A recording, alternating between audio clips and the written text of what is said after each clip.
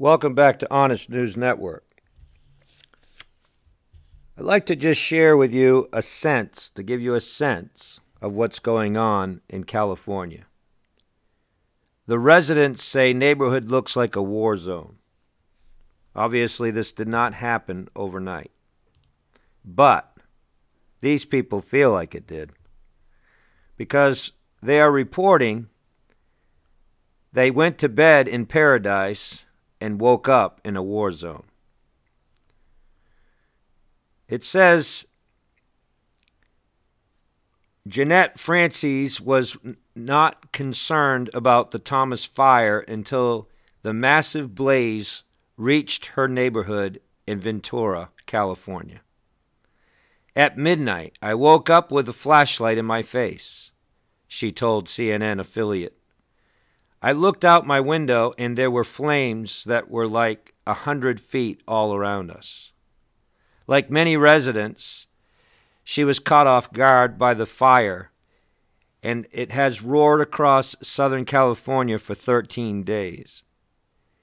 She's one of tens of thousands of residents who piled into cars and fled as ferocious winds drove the third largest blaze in modern history through Ventura and Santa Barbara counties.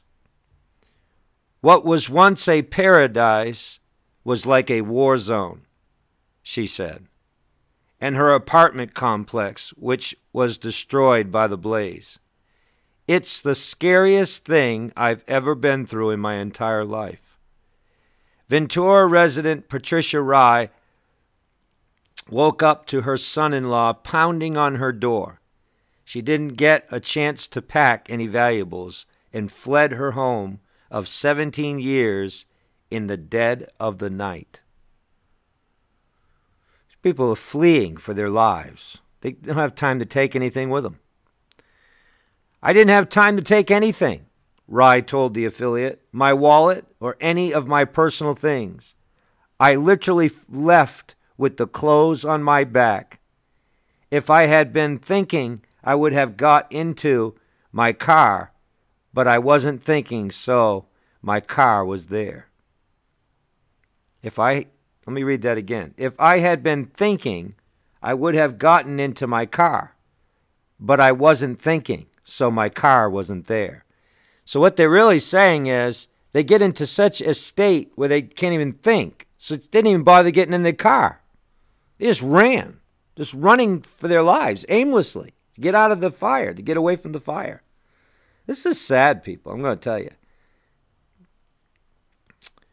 Thousands of Santa Barbara residents threatened by the blaze are under mandatory and voluntary evacuations, while others like Francesca, I guess it is, were allowed back into their homes or what was left of them. The fire is so massive that more than 8,400 firefighters are working around the clock to save lives and contain it. It's bigger in acreage than New York City and has turned neighborhoods to piles of soot and concrete as it churns through the area. You know, there's something they could do about this. I'm going to tell you. It just seems so eerie to me. The United States of America, the most powerful, supposedly the most powerful nation on the earth.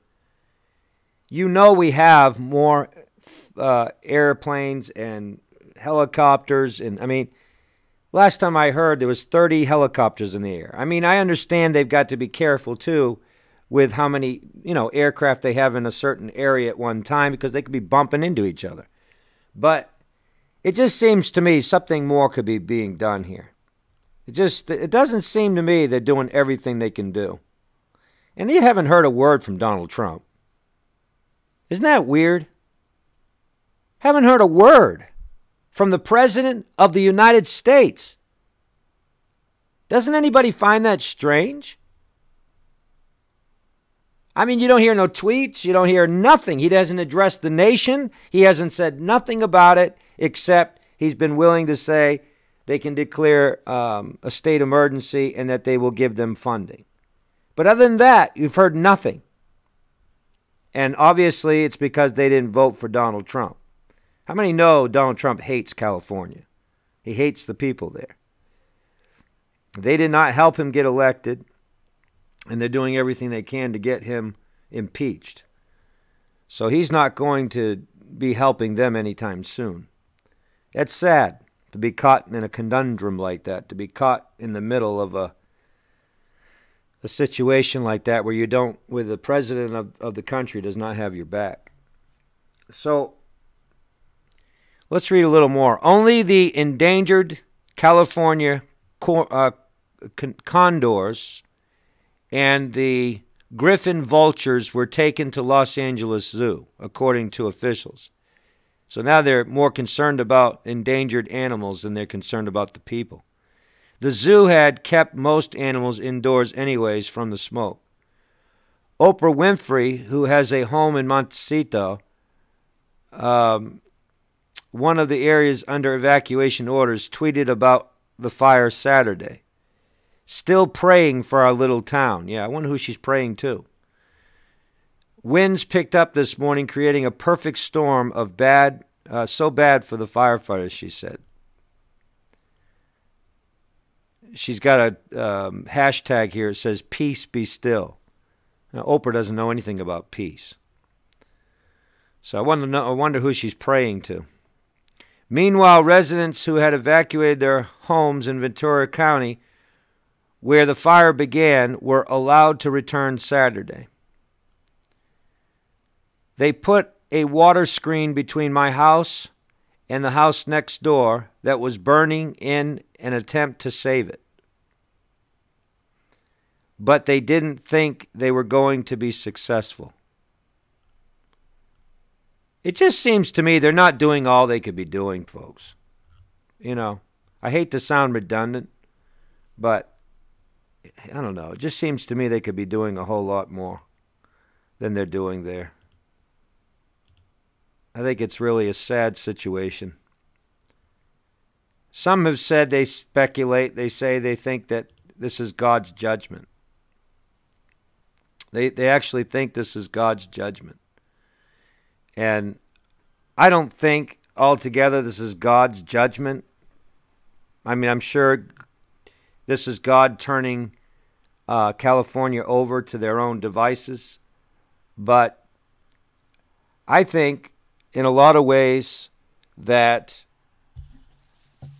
God has certainly gave the devil free rein to do what he wants to do to some degree.